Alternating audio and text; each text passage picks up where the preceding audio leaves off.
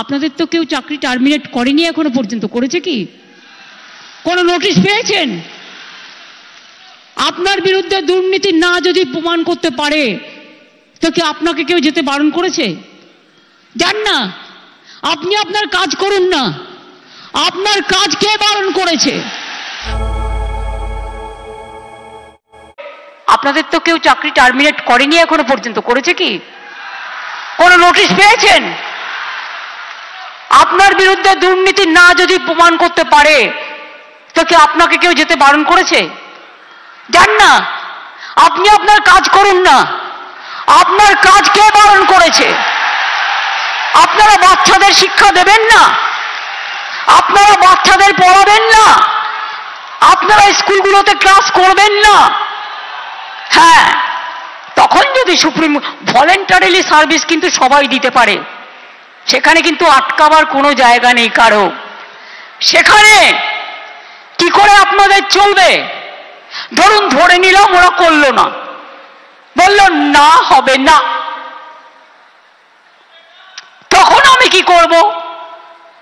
তখন আমি এডুকেশন ডিপার্টমেন্টকে রিকোয়েস্ট করতে পারি। কি রিকোয়েস্ট? এটা আমরা লিগাল আলোচনা করেই বলছি যে 2 মাস বলেছে তো 3 মাসের মধ্যে প্রসেস কমপ্লিট করতে হবে। যারা চাকরি করছেন, দাঁড়া, আরে ভাই আমি মাইনাসটা তো বলে রাখবো। ধরুন যদি না করে সুপ্রিম কোর্ট, তাহলেও মনে রাখবেন অল্টারনেটিভ যা করার আমরা করব, এবং সেক্ষেত্রে আপনারা যাতে আবার চাকরি ফিরে পান তার ব্যবস্থা প্রসেসের মধ্যে দিয়েই 2 মাসের মধ্যেই কমপ্লিট হবে, এবং আপনাদের চাকরি ব্রেক হবে না। কারণ আপনার এক্সপিরিয়েন্স এবং অ্যাডিশনাল কনসেশন আপনারা পাবেন যারা 10 বছর ধরে চাকরি করছেন। এটা মাথায় রাখবেন।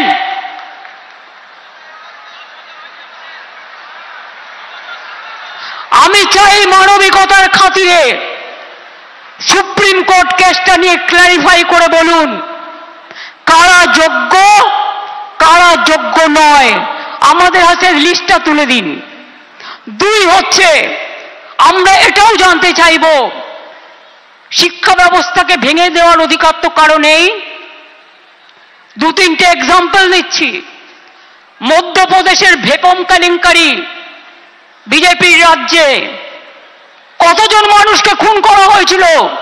89 জন, আজ পর্যন্ত বিচার পায়নি। নিট নিয়ে অনেক অভিযোগ উঠেছিল, সুপ্রিম কোর্ট নিট কিন্তু বাতিল করে দেয়নি। শুধু বাংলাকে টার্গেট করা হচ্ছে কেন? এটা আমরা জানতে চাই। বিহারে কি হয়েছে, রাজস্থানে কি হয়েছে, ইউপিতে কি হয়েছে? সিপিএম এর আমলে চিরকুট দিয়ে চাকরি হয়েছে এবং বিজেপি রাজ্যেও হয়েছে। অস্বীকার করতে পারবেন না। বাংলার ট্যালেন্টকে আপনারা ভয় পান। কাজে আজকে আমি কথা বলতে এসেছি, 2টো ভাগ এই পর্যায়ের, একটা যোগ্য আর একটা অযোগ্য। যোগ্যদের চাকরি যাতে যোগ্যরা ফিরে পায় মর্যাদার সাথে, সম্মানের সাথে, আমরা প্রথমে ক্ল্যারিটি চাইব।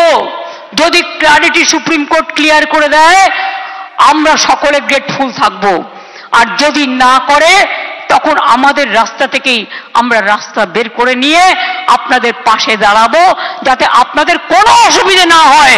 2 মাস সাফার করলে 20 বছর সাফার করতে হবে না, আর ওই 2 মাসও পুষিয়ে দেবো। এটা মনে রাখবেন। আমার জীবনে কথা মানে কথা। আমি যদি কাউকে কথা দিই আমি লাস্ট পর্যন্ত সেই কাজটা করে দেখাই। কারো দেওয়া ভিক্ষে চাই না, আপনাদের ভিক্ষা করে খেতে হবে না। আমি জানি অনেক পরিবার আছে যারা গাড়ির জন্য লোন নিয়েছেন, বাড়ির জন্য লোন নিয়েছেন, বাচ্চার পড়াশুনো চালান, বৃদ্ধা বাবা মাকে দেখেন, ওষুধের খরচা দেন, সংসার চালান, নতুন করে বিয়ে করেছেন, তাদের সংসার তৈরি করেছেন। আপনারা কি ভাবেন আমি এত বোকা যে তাদের সবটা বাতিল করে দেব? তারা অযোগ্য নয় জেনেও? এটা হতে পারে না। যারা যোগ্য নিশ্চিন্তে থাকুন, ভরসা রাখুন, আস্থা রাখুন, পাবেনই, চিন্তা করবেন না। কারো চাকরি কেড়ে নেওয়ার অধিকার কারো নেই। আমরা ক্ল্যারিটি চাইব। ক্ল্যারিটি যদি না হয় আগে পেছে সব আমরা ওটাকে ভরাট করে দেব। Don't worry.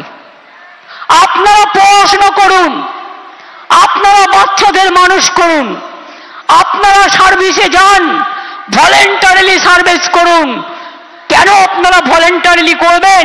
তার কারণ আমাদের সুপ্রিম কোর্টে ক্লারিফিকেশনের জন্য যেতে হচ্ছে বলে আইন মোতাবেক আমরা চাই আইন আপনাদের সুরাহা করুক।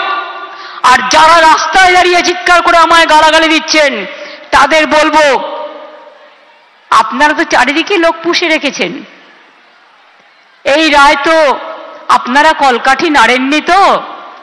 মমতা ব্যানার্জিকে খাস্তা করতে গিয়ে মনে রাখবেন টিচারদের চাকরি কেড়ে নেবেন না, ওদের জীবন যৌবন কেড়ে নেবেন না, যোগ্যদের চাকরি কাড়বেন না, যোগ্য প্রার্থীদের অমর্যাদা করবেন না।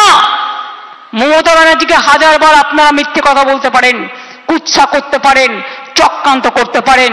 মনে রাখবেন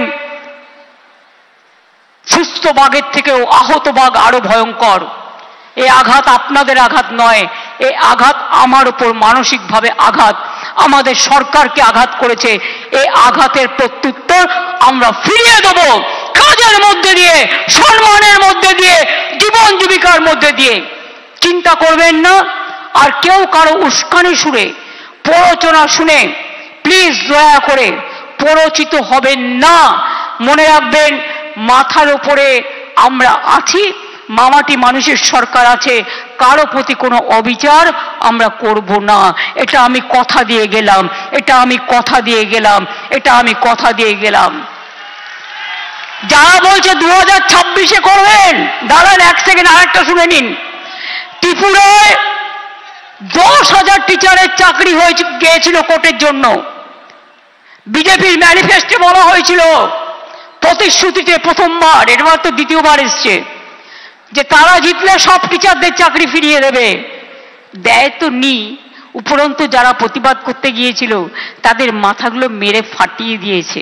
সুতরাং মনে রাখবেন, এদের বিশ্বাস করবেন না, এরা দুমুখে কেউটে সাপ। আমরা এক নয়, এটা মাথায় রাখবেন। আম গাছে কখনো আমরা ফলে না, আর আমরা গাছে কখনো আম ফলে না, এটা মাথায় রাখবেন। এবং তাই এই কেসটাও আমরা লড়বো, just like a royal Bengal tiger. আর আমি স্টুডেন্টদের বলবো, এই ডিপ্রাইভ টিচার অ্যাসোসিয়েশনের যারা আছে তারাও একটা গ্রুপ করে, আমরা যে লয়ারদের দিচ্ছি তারাও যদি মনে করেন তারা কনসাল্টিং প্রসেসে থাকবেন, তাদের স্যাটিসফ্যাকশনের জন্য আমি এডুকেশন মিনিস্টার এবং সেক্রেটারি এবং চিফ সেক্রেটারি এখানে আছে, তাদের রিকোয়েস্ট করব ওদের থেকেও একটা স্মল গ্রুপ তৈরি করে নাও। আর এদের আপনারা ডিপেন্ড করুন যাতে টাইম টু টাইম সঠিক মেসেজ আপনারা পড়তে পারেন।